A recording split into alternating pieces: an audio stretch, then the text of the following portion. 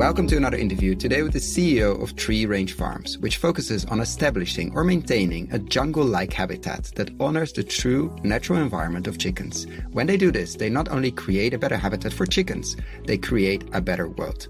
Full disclosure, we invested a small amount through our syndicate in Tree Range Farms. Welcome, Reginaldo.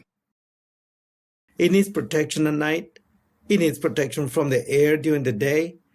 I mean, here again, I'm talking to you from the perspective of the chicken, right? So this is what it takes, being able to see the world from the vulnerabilities of the species you are working with and from the needs of the species you are working with. It needs food. It's going to have it from the ground. It doesn't have a chewing mechanism, so it can't rip.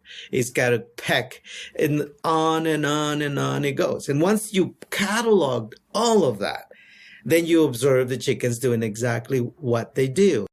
I just literally sat frequently, observe the ranging distance from their barns, notice that when you move the shelters, they get lost, disoriented, and then they get stressed, which then affects the immune system. It's like a chain reaction, right? So, okay, never move the shelter. That was like the first decision we made.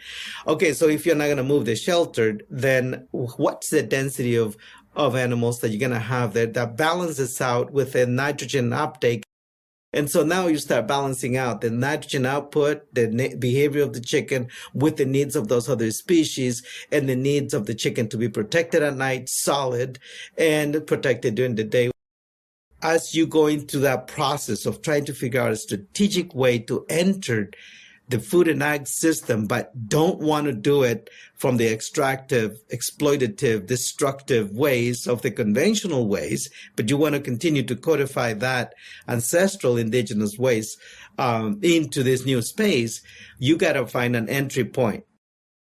So there is a process we call indigenization of the mind, and then decolonization of methodology and systems. Right. So the indigenization of the mind comes from observation, meditation, sharing of the stories, listening to feedback, and then doing it all over again. And every time asking the question, what does the chicken see?